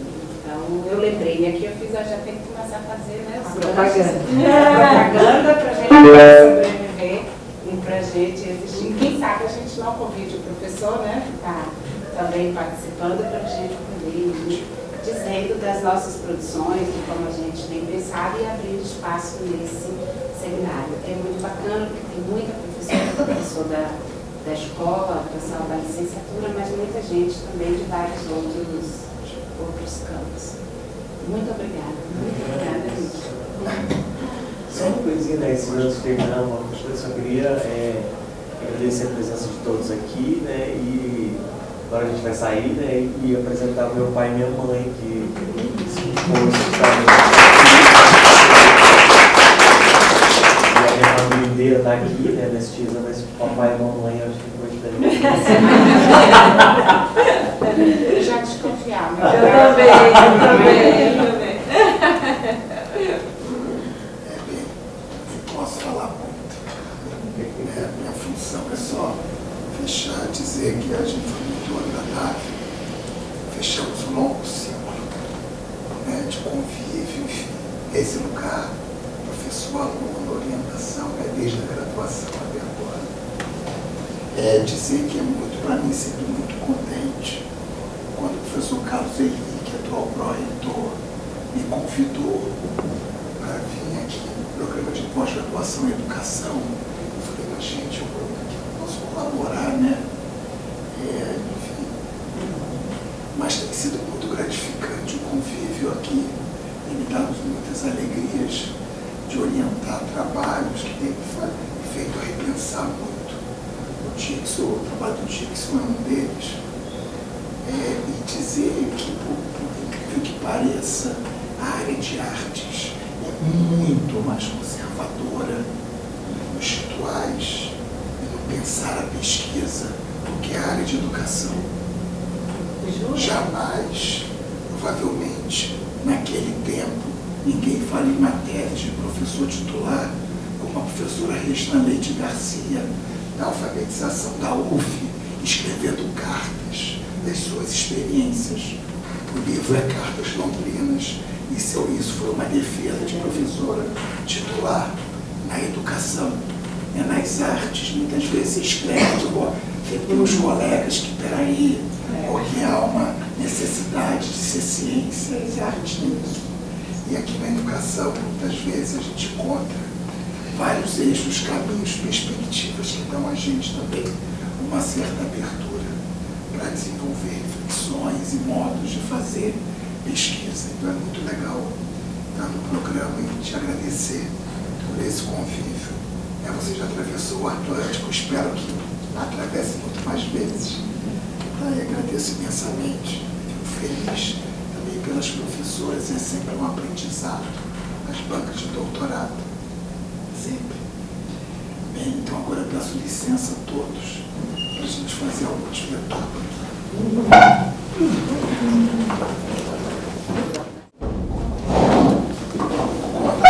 Por conta da minha voz, eu vou fazer o resumo da apresentação.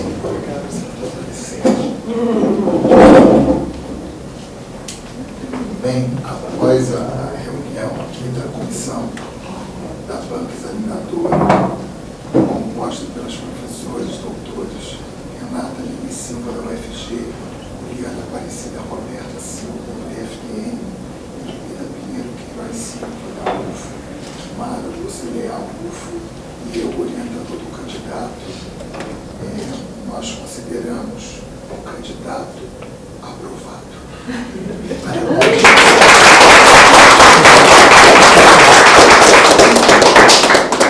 Não consta em ata, porque o modelo da UFO mudou, mas o seu compromisso de publicar essa tese em formato livro. Tá bem? Após as considerações aqui mencionadas, parabéns, muito obrigado.